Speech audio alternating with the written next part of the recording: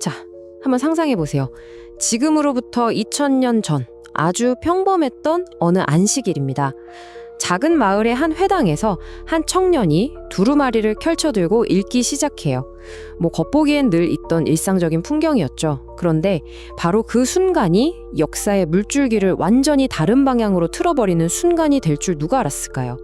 대체 그날 무슨 일이 있었던 걸까요? 이때가 바로 예수님의 공생애가 막 시작되던 그야말로 초반이었습니다. 그분은 이사야서의 한 구절을 읽으신 다음에 거기에 모인 모든 사람들을 쭉 둘러보시며 이렇게 선포하십니다. 이 글이 오늘 너희 귀에 응하였느니라. 이건 그냥 성경 공부 시간에 나오는 해설 같은 게 아니었어요. 이건 구원 역사의 새로운 장이 열렸음을 알리는 그야말로 폭탄 선언이었던 거죠. 그러니까 예수님은 그냥 오래된 예언을 한번 읊어주신 게 아니었던 겁니다. 그분은 지금 이 순간 이 예언이 바로 나를 통해 이루어졌다라고 주장하고 계셨던 거예요. 수백 년 동안이나 이어져 온 그 기나긴 기다림이 바로 이 자리에서 끝났다고 마침표를 찍으신 거죠. 자, 이게 얼마나 대단한 선언인지 한번 보세요. 수백 년 전 선지자 이사야가 예언했죠. 메시아가 오시면 가난한 자, 포로된 자, 눈먼 자, 눌린 자에게 엄청난 해방이 있을 거라고요? 그런데 지금 예수님께서 뭐라고 하시는 거예요? 그 예언 속 인물이 바로 나다.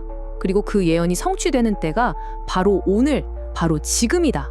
이렇게 과거의 예언과 현재의 자신을 그냥 딱 연결시켜 버리신 겁니다. 바로 이 지점에서 이 선언이 얼마나 엄청난 무게를 갖는지 알 수 있어요. 이건 그냥 좋은 설교 한 편이 아니었던 거죠. 인류 역사의 새로운 시대, 바로 하나님 나라가 공식적으로 문을 열었음을 알리는 개막 선언이었던 겁니다. 길고 길었던 기다림의 시대는 이제 끝났고 완전히 새로운 현실이 시작되었다는 거대한 전환점이었습니다. 자, 그럼 이 선언을 통해 우리가 알 수 있는 하나님은 과연 어떤 분일까요? 이건 그냥 좋은 소식을 전하는 걸 넘어서서 그동안 어쩌면 개념처럼 느껴졌을 수도 있는 하나님이 어떻게 우리 삶에 직접 행동으로 개입하시는지를 보여주는 아주 중요한 사건이었습니다. 예수님께서 읽으신 그 약속들은요, 그냥 마음을 위로하는 추상적인 말이 아니었어요. 이건 역사적 개입을 의미합니다. 이게 무슨 말이냐면요, 하나님은 그냥 저 멀리 하늘에 계신 어떤 아이디어가 아니라는 거예요. 우리 삶의 한복판으로, 이 역사 속으로 직접 들어오셔서 일하시는 분이라는 거죠. 오늘 너희 귀에 응하였다는 바로 이 말씀이 그 핵심 증거입니다. 하나님의 구원 계획은 더 이상 언젠가 이루어질 막연한 미래의 일이 아니게 된 거예요. 예수님을 통해 바로 지금 여기서 실제로 벌어지고 있는 현재 진행형 사건이 된 것입니다. 자, 그럼 이렇게 직접 행동하시는 하나님의 마음, 그분의 시선은 어디로, 또 누구에게로 향하고 있을까요? 이 선포는 하나님의 우선순위가 어디에 있는지를 아주 명확하게 보여줍니다. 보통 세상의 스포트라이트는 어디를 비추나요? 강하고 성공하고 완벽해 보이는 사람들이죠. 그런데 하나님의 시선은 정반대 방향을 향합니다. 가장 낮고 어두운 곳으로요. 그분의 마음은 힘있고 완전한 사람이 아니라 부서지고 상처 입은 이들에게 가장 먼저 머무는 거죠. 그리고 예언은 그 대상을 아주 구체적으로 딱 집어서 이야기합니다. 바로 가난한 자, 포로된 자, 눈먼 자, 그리고 눌린 자. 이들이야말로 하나님 나라의 VIP, 가장 먼저 초대받는 사람들이라는 겁니다. 그런데 바로 이 지점에서 이 메시지는 우리 모두에게로 확장됩니다. 이 목력이 단순히 어떤 특정 사회 계층만을 가리키는 걸까요? 어쩌면 이건 하나님의 도움이 필요한 우리 모두의 영적인 상태를 보여주는 것일지도 모릅니다. 영적으로 가난하고 무언가에 얽매여 있고 제대로 보지 못하고 세상에 억눌려 있는 바로 그런 우리 모두에게 구원이 필요하다는 이야기인 거죠. 자, 이제 하나님 나라가 시작되는 방식에 대해 좀 더 들어가 볼게요. 되게 흥미로운 점이 있는데요. 예수님께서 엄청난 기적을 막 보여주시기 전에 가장 먼저 하신 게 바로 말씀을 선포하신 거였어요. 왜 그러셨을까요? 순서가 왜 이랬을까요? 그건 바로 구원의 본질과 관련이 있습니다. 구원이라는 게 단순히 내 힘든 상황을 바꿔주는 거, 그 이전에 하나님과의 깨어진 관계를 다시 회복하는 거거든요. 그리고 모든 관계의 회복은 뭘로 시작하죠? 바로 대화, 즉 말씀으로 시작되잖아요.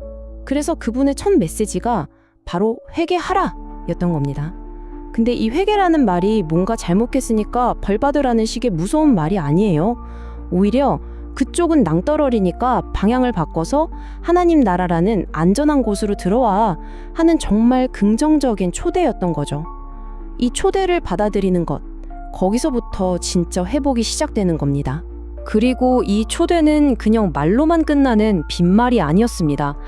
예수님은 자유를 선포하셨을 뿐만 아니라 결국 십자가에서 그 자유를 위해 필요한 모든 값을 직접 치르셨잖아요. 그러니까 이 선포 뒤에는 당신의 목숨이라는 엄청난 대가가 담보로 잡혀 있었던 겁니다. 자, 이제 거의 다 왔습니다. 이 모든 걸 종합해 볼 때 예수님의 이 선포가 우리에게 가져다 주는 가장 근본적인 변화는 뭘까요?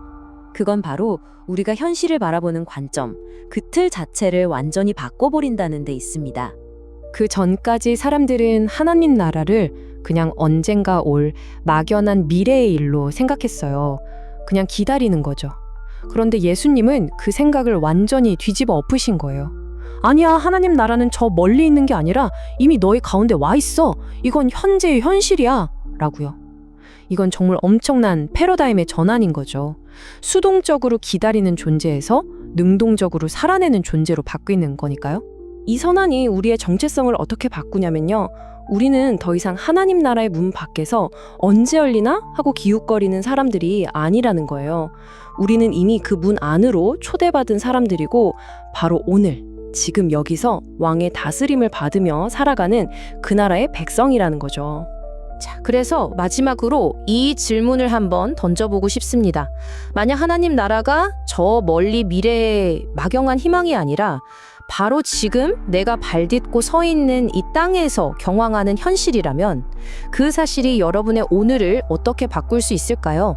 오늘 여러분이 하는 생각, 여러분이 내리는 결정, 여러분이 매기는 우선순위, 거기에 어떤 변화를 가져올 수 있을까요? 한번 깊이 생각해 볼 만한 질문인 것 같습니다.